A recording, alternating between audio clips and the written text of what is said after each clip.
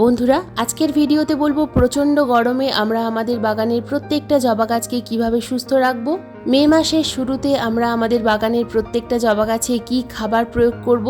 প্রচণ্ড গরমে যদি আমাদের বাগানের প্রত্যেকটা জবা গাছে প্রচুর পরিমাণে জাপ পোকা বা মিলিবাগের আক্রমণ হয়, তাহলে আমরা কোন ঘরোয়া কীটনাশক স্প্রে করতে পারবো।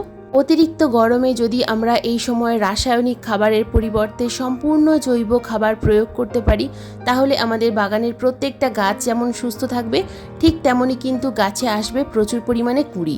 সেই সাথে সাথে রাসায়নিক কীটনাশকের পরিবর্তে আমরা যদি জৈব কীটনাশক প্রয়োগ করতে পারি, তাহলে গাছের পাতা হলুদ হয়ে ঝরে পড়া বা কুঁড়ি ঝরে পড়ার সম্ভাবনা কিন্তু অনেকটাই কম হবে। যদি তোমরা তোমাদের বাগানে সম্পূর্ণ জৈব উপায়ে প্রচুর পরিমাণে জবা ফুল ফোটাতে চাও, যদি গাছের কুঁড়ি হলুদ হয়ে ঝরে পড়া আটকাতে চাও, তাহলে আজকের এই ভিডিওটা কিন্তু সম্পূর্ণ তোমাদের জন্য। কারণ আজকের এই ভিডিওতে সম্পূর্ণ জৈব উপায়ে পরিচর্যা দেখাবো। যে পরিচর্যায় আমার বাগানে প্রচুর পরিমাণে ফুল ফোটে, সেই একই পরিচর্যায় তোমাদের বাগানেও কিন্তু প্রচুর পরিমাণে জবা ফুল ফুটবে। তাই আজকের এই ভিডিওটা সম্পূর্ণ মনোযোগ দিয়ে দেখার অনুরোধ রইল। একটু স্কিপ করে দেখো না বন্ধুরা, স্কিপ করে দেখলে কিন্তু অনেক কিছুই মিস করে ফেলবে। নমস্কার, আমি লাবণী, আমার বাগানে তোমাদের সবাইকে জানাই স্বাগত। বন্ধুরা, জবা আমাদের বাগানের অত্যন্ত পছন্দের গ্রীষ্মকালীন একটি ফুল। আমরা বিভিন্ন রঙের ফুল দেখে নার্সারি থেকে জবা গাছ কিনে তো আনি, কিন্তু নার্সারি থেকে কিনে আনার পর গাছে কিছুতেই ফুল আসতে চায় না। গাছে ফুল না আসা বা গাছের গ্রোথ কম হওয়ার পেছনে কিন্তু অনেকগুলো কারণ আছে। তো আজকের ভিডিওতে আমি সেই সব কারণ নিয়েই আলোচনা করব। তো প্রথমেই বলবো পয়েন্ট নাম্বার 1, বন্ধুরা, ভ্যারাইটি। জবার কিন্তু বিভিন্ন ভ্যারাইটি হয়। জবা হাইব্রিড ভ্যারাইটি হয় এবং দেশীয় ভ্যারাইটি হয়। যে সমস্ত তাইওয়ান ভ্যারাইটির জবা আমরা নার্সারি থেকে কিনে আনি শীতকালে, সেই সমস্ত জবা গাছে কিন্তু এখন খুব বেশি ফুল ফুটবে না বা গাছের গ্রোথ হবে না। সেই সমস্ত জবা গাছকে কিন্তু এই মুহূর্তে গ্রিন নেটের ছায়ায় রাখতে হবে। তবে পুনে অথবা ব্যাঙ্গালোর ভ্যারাইটির জবা গাছ কিন্তু দেশি জবার সাথেও প্রচুর পরিমাণে ফুল দেয়। আমি এই ভিডিওতে যে সমস্ত ভ্যারাইটি তোমাদের দেখাচ্ছি, এই ভ্যারাইটিগুলো তোমরা যদি কিনে আনো, তাহলে তোমাদের বাগানে প্রচুর পরিমাণে ফুল ফুটবে।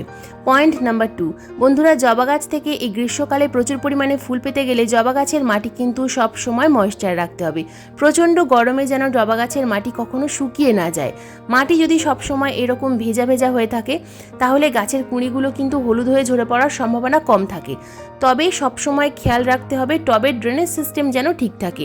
মাটি ভেজা ভেজা হয়ে থাকবে, কিন্তু কাদা কাদা নয়। টবের নিচের দিকের মাটি যদি একেবারে ভিজে হয়ে থাকে, যদি জল ড্রেন আউট না হয়, যদি মাটি একেবারে শুকনো না হয়, তাহলে কিন্তু গাছের কুঁড়িগুলো হলুদ হয়ে ঝরে পড়বে। মাটি এমনভাবে তৈরি করতে হবে যে মাটিতে জল দেওয়ার পর কিছুক্ষণ পর মাটি শুকিয়ে যায়। মাটি যেন একদিনের মধ্যেই শুকিয়ে যায়। যদি 2 দিন বা 3 দিন জল জমা হয়ে থাকে, যদি ড্রেনেজ হোল দিয়ে জল পাস না হয়, তাহলে কিন্তু গাছ খারাপ হয়ে যাবে। তাই সব সময় চেষ্টা করবে এই প্রচণ্ড গরমে গাছগুলোকে স্ট্যান্ডের উপরে রাখার চেষ্টা করবে এবং টবের মাটিটা সবসময় ময়েশ্চার রাখার চেষ্টা করবে। অতিরিক্ত যেন শুকিয়ে না যায়, মাটি যেন কখনো ফেটে না থাকে। যেমন দেখছো, এই যে জবা গাছের মাটিগুলো একটু ফেটে গেছে, তো আমাকে এই মুহূর্তে কিন্তু গাছে জল প্রয়োগ করতে হবে। জল যদি আমি প্রয়োগ না করি, তাহলে কিন্তু গাছের পাতাগুলো ফ্যাকাশে হয়ে যাবে, ঝিমিয়ে যাবে এবং কুঁড়িগুলো হঠাৎ করে ঝরে পড়বে। পয়েন্ট নাম্বার 3, গাছে অনেক সময় কুঁড়ি তো আসে, কিন্তু সেই কুঁড়ি হলুদ হয়ে ঝরে পড়ে। ফুল হয়ে ফোটার আগেই কুঁড়ি হলুদ হয়ে ঝরে পড়ে। তার একমাত্র কারণ হলো গাছের কুঁড়িতে প্রচুর পরিমাণে ফাঙ্গাস বা পোকামাকড়ের আক্রমণ। তো যদি তোমাদের জবা গাছে প্রচুর পরিমাণে ফাঙ্গাস বা পোকামাকড়ের আক্রমণ হয়, তাহলে প্রথম যে কাজটা আমাদের করতে হবে, একটা জৈব কীটনাশক তৈরি করতে হবে। জৈব কীটনাশক তৈরি করার জন্য দেখো, এখানে আমি নিয়েছি 1 টুকরো ফিটকিরি। এই ফিটকিরি আমাদের সবার হাতের কাছেই থাকে। যদি না থাকে, যে কোনো গ্রসারি স্টোর্স থেকে তোমরা কিন্তু এই ফিটকিরি সংগ্রহ করবে এবং এই ফিটকিরির টুকরোটাকে খুব ভালোভাবে গুঁড়ো করে নিতে হবে। তো এখানে 1 লিটার জলে আমি 1 চামচ ফিটকিরির গুঁড়ো দিয়ে দিয়েছি। তো এই 1 চামচ ফিটকিরির গুঁড়োর সাথে আমি আর একটা উপাদান মেশাবো, সেটা হলো শ্যাম্পু অথবা হ্যান্ড ওয়াশ। তো 1 চামচের থেকে সামান্য কম নিয়েছি, অতিরিক্ত নেওয়ার প্রয়োজন নেই। হাফ চামচ শ্যাম্পু অথবা হ্যান্ড ওয়াশ আমি এই ফিটকিরির সাথে মিশিয়ে দিলাম। এর সাথে আমি আরও 2টো উপাদান মেশাবো। যে 2টো উপাদান মেশালে তবেই কিন্তু খুব ভালো কীটনাশক তৈরি হবে এবং ছত্রাকনাশকও তৈরি হবে। তো তার জন্য আমি নিয়েছি এখানে দেখো হাফ চামচ পরিমাণ হলুদ গুঁড়ো। এই হলুদ গুঁড়ো কিন্তু আমাদের অবশ্যই দিতে হবে। বন্ধুরা, সম্পূর্ণ ঘরোয়া ছত্রাকনাশক হিসাবে আমরা কিন্তু এই হলুদ গুঁড়োর ব্যবহার করে থাকি সব সময়। এরপর যে উপাদানটা মেশাতে হবে সেটা হলো ভিনিগার। বন্ধুরা, তোমরা ভিনিগার না মিশিয়েও গাছে স্প্রে করতে পারো, কিন্তু অনেক সময় দেখা যায় যে কীটনাশকটা আমরা তৈরি করলাম, এটা কিন্তু আমরা স্টোর করে রেখে দিতে চাই, কারণ একসাথে আমরা গাছে স্প্রে করতে পারি না। সেই কারণে আমরা এরকম 3 ঢাকা ভিনিগার মিশিয়ে নেব। যদি ভিনিগার না থাকে সেক্ষেত্রে 3 ঢাকা পরিমাণ লেবুর রস মিশিয়ে নিতে হবে। যে কোনো লেবুর রস এই কীটনাশকের সঙ্গে মিশিয়ে নিতে হবে। তো টোটাল 4টে উপাদান আমি মেশালাম একসাথে। এরপর আমি স্প্রেয়ার বটলে ভরে গাছে স্প্রে করব। তো খুব ভালোভাবে কিন্তু এটা মেশাতে হবে এবং এর মধ্যে কোনো রকম কোনো জল মেশালে হবে না, সরাসরি আমরা গাছে স্প্রে করব। যদি তোমরা ভালো গাছে স্প্রে করো, অসুস্থ গাছে নয়, পোকামাকড় আক্রান্ত গাছে যদি স্প্রে করতে না চাও সেক্ষেত্রে সামান্য পরিমাণ জল মিশিয়ে স্প্রে করতে পারো। কিন্তু যদি গাছে প্রচুর পরিমাণে মিলিবাগ বা জাপ পোকার আক্রমণ থাকে সেক্ষেত্রে আমরা কিন্তু সরাসরি এই কীটনাশক স্প্রে করব। সরাসরি স্প্রে করলে তবেই কিন্তু খুব ভালো কাজ হবে। দেখো, যেখানে যেখানে পোকামাকড়ের আক্রমণ হয়েছে ঠিক সেই জায়গায় আমি স্প্রে করছি। তো প্রত্যেকটা গাছে আমরা স্প্রে করব। প্রচুর পরিমাণে যে পিঁপড়ে হয়েছে এই পিঁপড়েগুলো কিন্তু পালিয়ে যাবে। এই পিঁপড়ে কিন্তু এই জাপ পোকা বা মিলিবাগের বাহক। তো এই পিঁপড়ে তাড়াতে পারলে আমাদের গাছ থেকে কিন্তু অনেক পোকামাকড়ের আক্রমণ দূর হবে। তো সুস্থ গাছেও কিন্তু এটা আমরা স্প্রে করব। যে শুধুমাত্র পোকামাকড় আক্রান্ত গাছে স্প্রে করব তা কিন্তু নয়।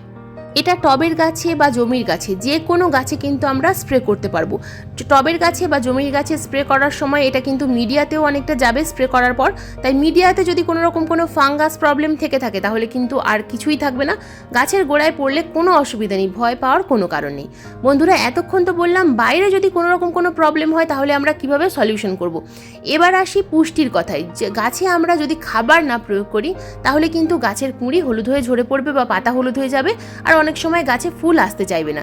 যে কোনো গাছ যদি টবে থাকে সেই গাছে যদি আমরা নিয়ম মতো খাবার প্রয়োগ করতে না পারি, সময় মতো যদি খাবার না দিই তাহলে সেই গাছের কিন্তু কখনোই খুব ভালো গ্রোথ হয় না বা গাছে কুঁড়ি আসে না। আর যদিও বা কুঁড়ি এসে যায় সেই কুঁড়িগুলো কিন্তু হলুদ হয়ে ঝরে পড়ে, গাছের পাতা ফ্যাকাশে হয়ে যায়, পাতার শিরা সবুজ থাকে, বাদবাকি অংশ হলুদ হয়ে যায়।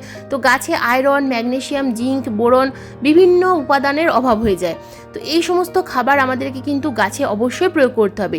সেটা আমরা স্প্রে করেও দিতে পারি, আবার টবের মিডিয়াতেও দিতে পারি। তো টবের মিডিয়াতেও আমি প্রত্যেক মাসে 2বার খাবার প্রয়োগ করার কথা বলি এবং গাছের পাতায়ও খাবার প্রয়োগ করার কথা বলি। তো এইভাবে তোমরা যদি নিয়ম মেনে খাবার প্রয়োগ করো তাহলে কিন্তু তোমাদের গাছে কখনো কোনো সমস্যা আসবে না। তো বন্ধুরা, প্রথমেই দেখো খাবার প্রয়োগ করার জন্য আমি টবের মিডিয়াটা খুব ভালোভাবে খুশে নিলাম, কারণ প্রতি মাসে 2বার করে টবের মিডিয়াটা আমাদেরকে খুশে নিতেই হবে। যে কোনো গাছের টবের মিডিয়া যেন কখনো কম্প্যাক্ট হয়ে না থাকে। টবের মিডিয়া সবসময় আলগা রাখার চেষ্টা করবে।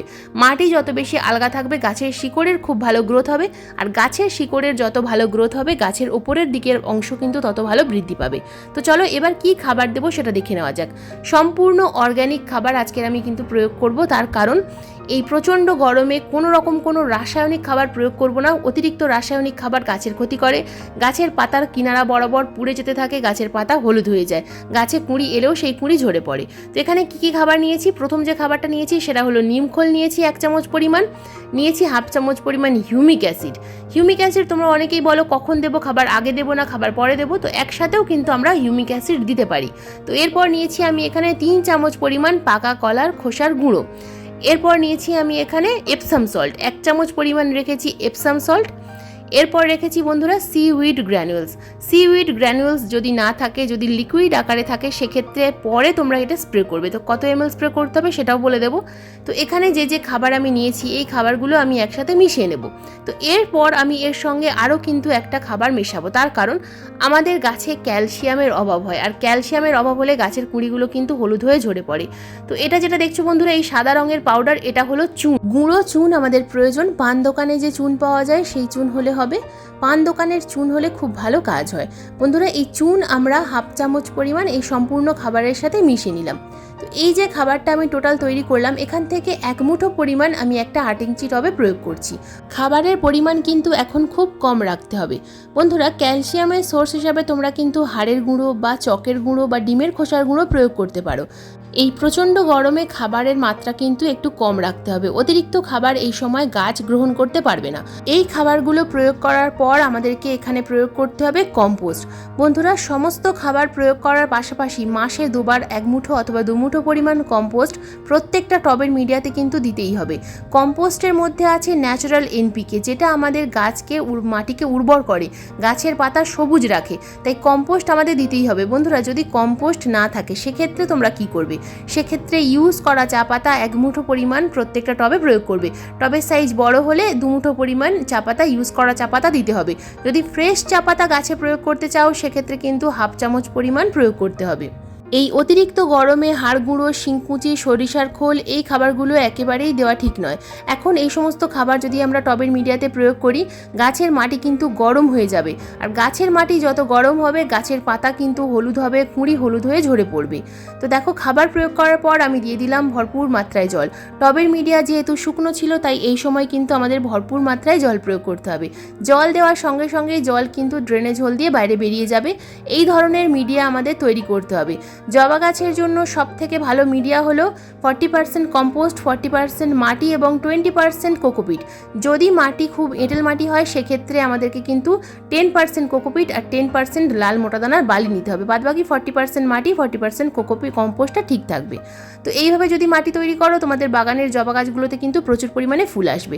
বন্ধুরা, যদি সিউইড গ্র্যানুয়েলস না থাকে সেক্ষেত্রে তোমরা কিন্তু লিকুইড গাছে স্প্রে করতে পারবে। বায়োভিটা এক্স অথবা সাগরিকা যে কোনো একটা 1 লিটার জলে 2 ml মিশিয়ে গাছের পাতায় 15 দিন অন্তর অন্তর সকালবেলা স্প্রে করতে হবে। রোদ্দুরে কিন্তু স্প্রে করা যাবে না। যে মিশ্র খাবারটা দেখালাম, মিশ্র খাবার আমরা কিন্তু 15 দিন অন্তর অন্তর প্রয়োগ করব এবং গাছে খাবার প্রয়োগ করার পাশাপাশি যে কোনো অনুখাদ্য অবশ্যই আমরা স্প্রে করব। যদি সিউইড লিকুইড না থাকে সেক্ষেত্রে আমরা অ্যাগ্রোমিন ম্যাক্স, অ্যাগ্রোমিন গোল্ড যে কোনো অনুখাদ্য কিন্তু অবশ্যই স্প্রে করব। বন্ধুরা, ভিডিও শেষে বলবো, যদি জমিতে জবা গাছ থাকে সেই ক্ষেত্রে আমরা কি খাবার এই সময় গাছে প্রয়োগ করব। গাছের পাতায় অনুখাদ্য তো আমাদের স্প্রে করতেই হবে, তার সাথে সাথে কীটনাশক তো দেখালাম আমি, কিন্তু জমিতে কি খাবার প্রয়োগ করব। জমির গাছের ক্ষেত্রে আমরা কলার খোসা এবং পেঁয়াজের খোসা একসাথে ভিজিয়ে সেই লিকুইড তরল আমরা গাছে প্রয়োগ করব। তো সেই লিকুইড তরল আমরা যদি 10 দিন অন্তর অন্তর প্রয়োগ করতে পারি দুর্দান্ত রেজাল্ট পাবো। বন্ধুরা, এই ছিল আজকের আমার জবা গাছের পরিচর্যার ভিডিও। এই মে মাসের প্রচণ্ড গরমে আমরা আমাদের বাগানের প্রত্যেকটা জবা গাছকে কীভাবে পরিচর্যা করব, কীভাবে পরিচর্যা করলে গাছে প্রচুর পরিমাণে ফুল ফুটবে, সমস্ত কিছু দেখালাম। তো আজকের এই ভিডিওটা তোমাদের কেমন লাগলো অবশ্যই কমেন্ট করে জানাবে। যদি ভিডিও ভালো লাগে অবশ্যই একটা লাইক করো, শেয়ার করো, হাইপ করো। চ্যানেলে নতুন বন্ধু হয়ে থাকলে চ্যানেলটাকে সাবস্ক্রাইব করে পাশের বেল আইকনটা প্রেস করে রেখো এরকম নিত্য নতুন বাগান সংক্রান্ত ভিডিও দেখার জন্য। কারণ এইরকম বাগান সংক্রান্ত ভিডিও আমি প্রতিদিন ঠিক সন্ধ্যা 6টার সময় আপলোড করি। তো বন্ধুরা, আজকের এই ভিডিওটা সম্পূর্ণ মনোযোগ দিয়ে দেখার জন্য তোমাদের সবাইকে জানাই অসংখ্য অসংখ্য ধন্যবাদ।